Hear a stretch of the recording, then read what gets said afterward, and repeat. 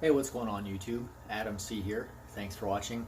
So when most people think of problems in your aquarium, they think of maybe overfeeding, not doing enough water changes, not the right amount of filtration. But there are many other things that a lot of people do not think about that can cause you even bigger problems. So these are my top 3 hidden dangers in your aquarium, and these are my top 3 because all 3 of these have gotten me over the years.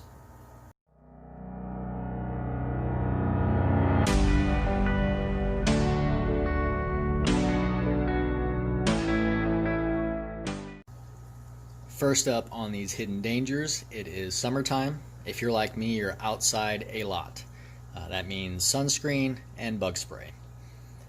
If you're using any of this stuff outside and you're planning to do any tank work, make sure that you rinse off before putting your hands into the aquarium. If you put either of these on and wait a little bit and then stick your hand in a bowl of water, you will see a film develop on the top, and that's just the chemicals coming off. Obviously, if you do that in your aquarium, the chemicals can get to your fish, causing you pretty significant problems. If you have a very large tank, it probably won't be as bad for you because there's more water volume in there to spread out the chemical. But if you have a tank smaller than, say, 75 gallons, even just a little bit of this can harm your fish. It's happened to me before in a 29, and just a few minutes after putting my hands in, some fish started gulping, and I could see the glaze of sunscreen right on top of the water. So make sure you rinse off. This hidden danger has definitely cost me in the fish hobby before. Something you may not think of, but when you're feeding your pellets or flake or anything, keep a very, very close eye out that all of it goes in the water. This is just a pellet that got trapped under my lid. It stays saturated because it's obviously very humid around the lip of a fish tank. But any food that gets trapped under a lid, along the rim, anywhere around your aquarium, if you see it, you need to remove it immediately. In a very, very short period of time, this wet pellet turns very toxic. And if you happen to be doing something, you don't see these pellets, you knock it in a couple days later after you intended to feed it, you're basically dropping a ticking time bomb into your aquarium. If this is turned toxic, it's going to mess the fish up that eats it.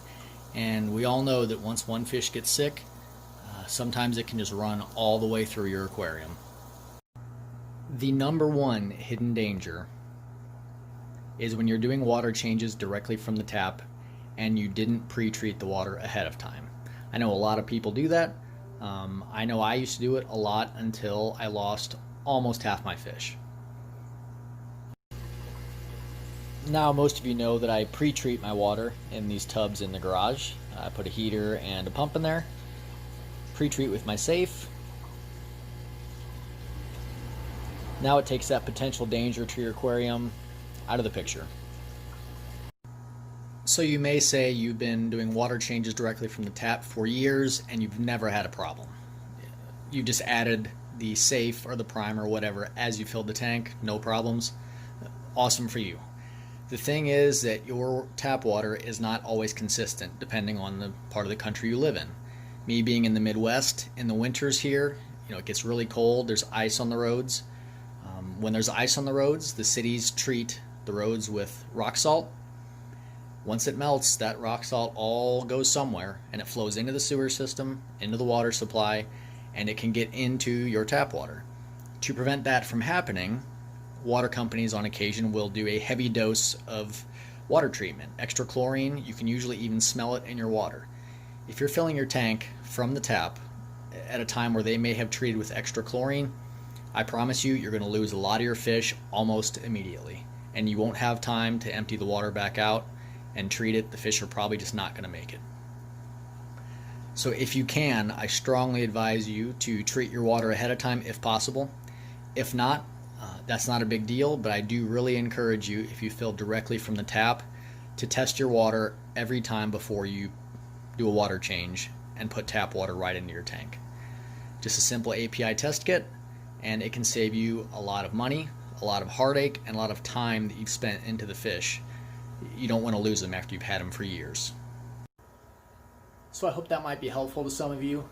There are a lot of things that can affect your aquarium, but some of the things we just don't think about, and a lot of people lose fish and they never have any idea why.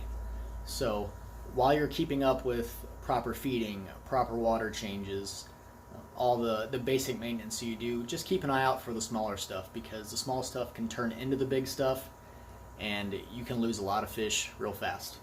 Thanks for watching.